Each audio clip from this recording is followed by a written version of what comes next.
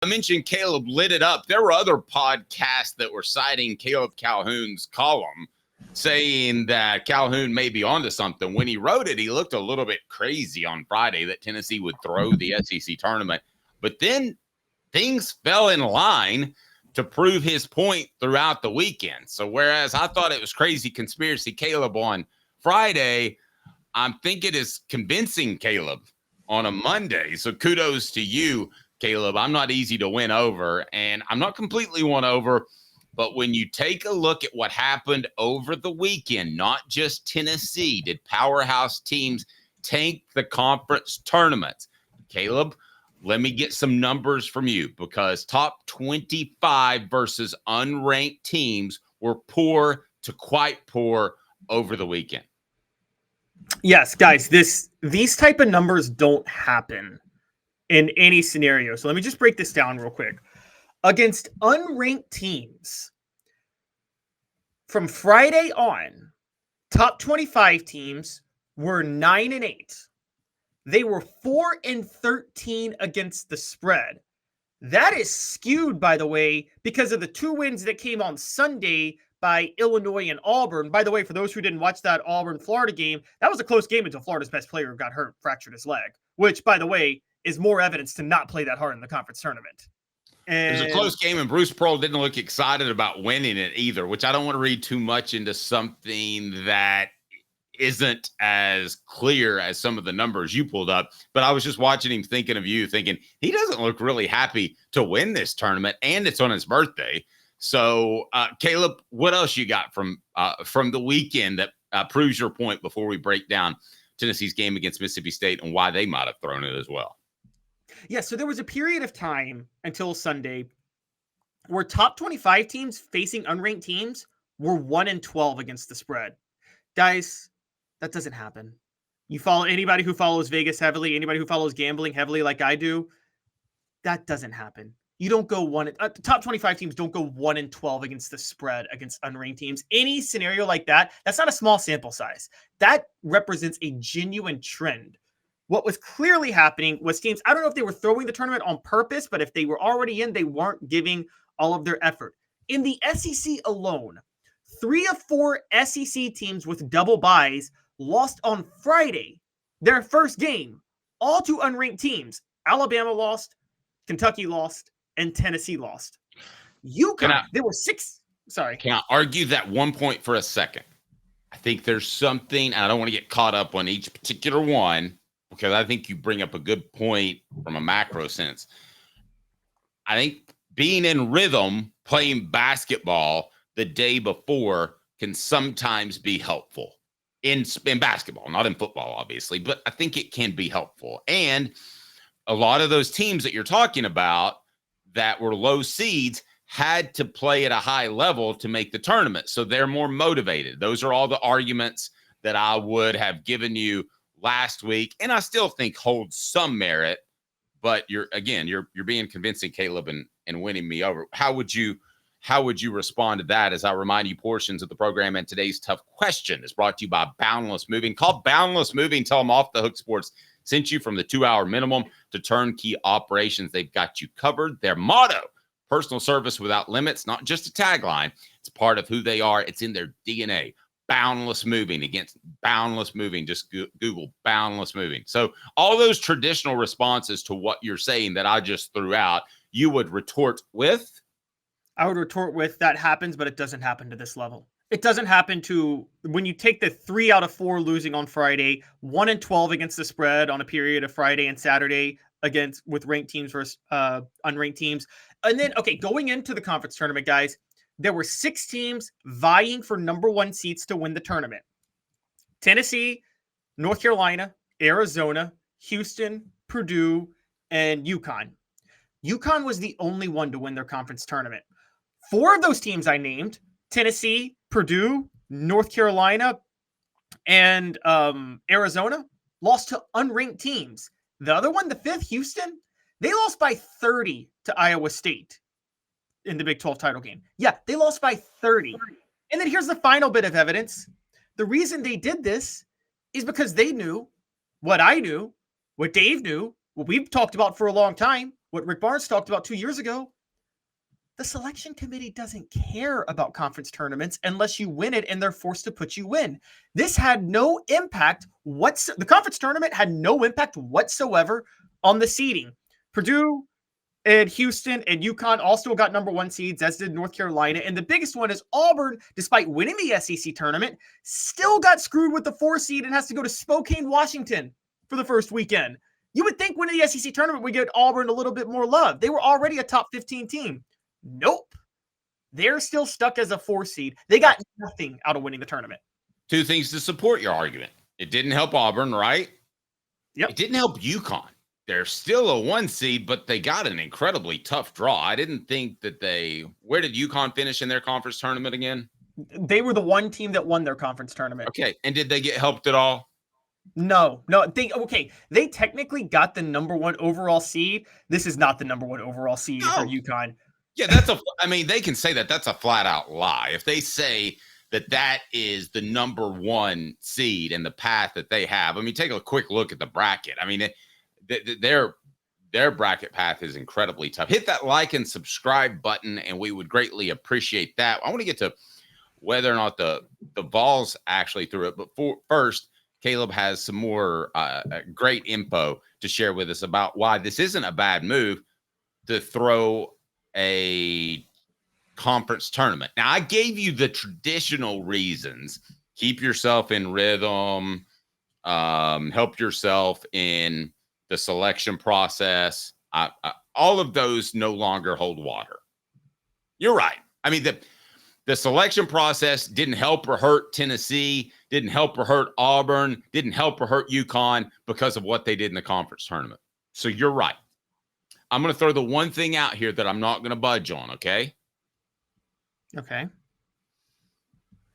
You don't go out there without putting forth 110% effort in a game. It's one thing to dog it in practice, but in a game, you do not go into a game with any intention of throwing it whatsoever.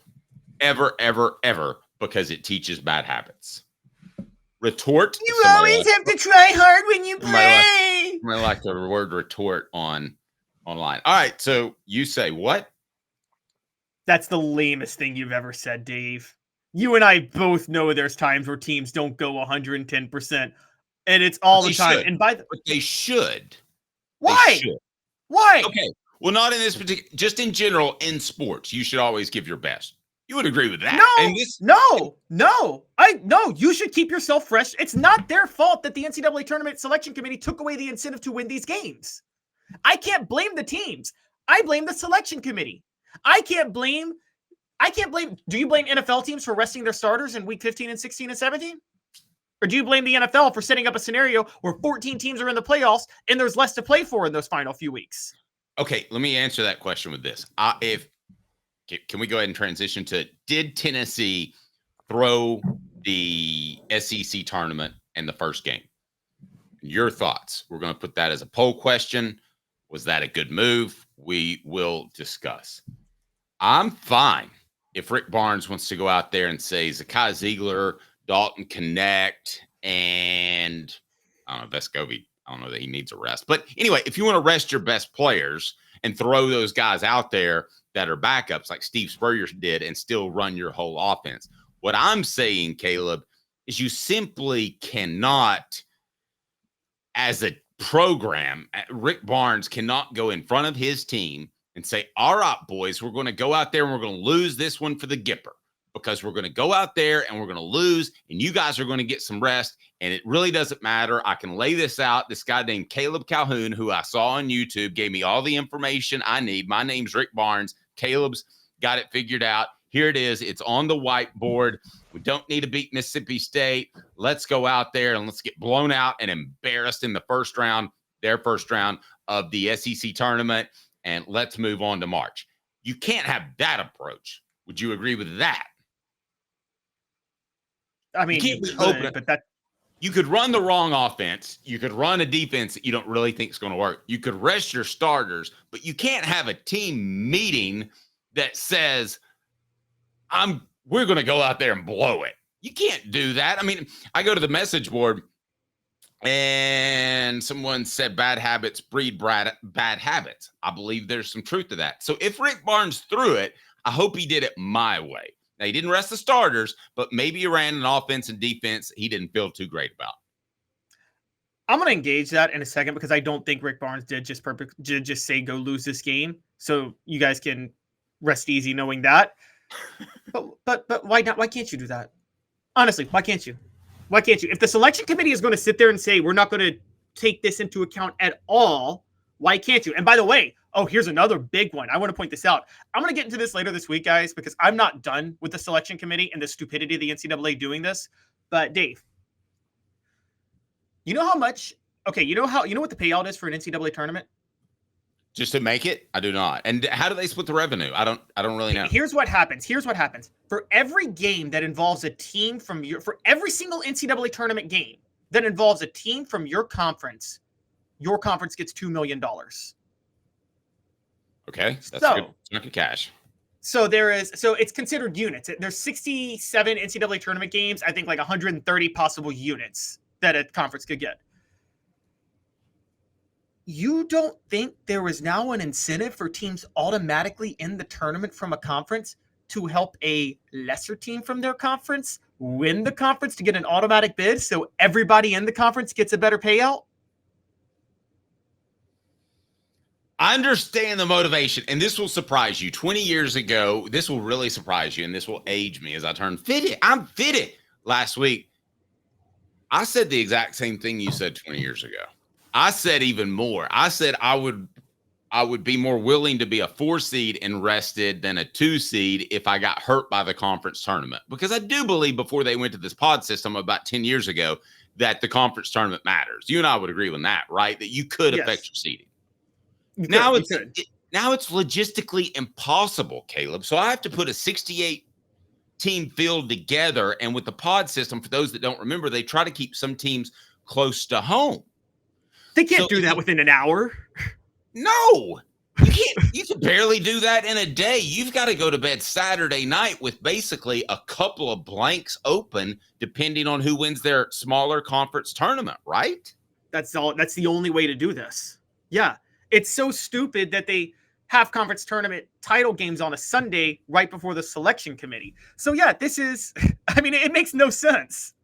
Yeah. You can't change it all. It's like when Caleb and I, when Tennessee's playing a down opponent, I'll give you a little insight so we can get it out sooner. A lot of times, if they're just beating the brakes off somebody, our columns are 90% written by the beginning of the second half.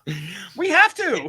I know, but when they flip, if the game flips and changes, and I'm trying to think of an example last year, I had a pretty good feel for the Alabama column last year before Tennessee decided not to show up in the second half.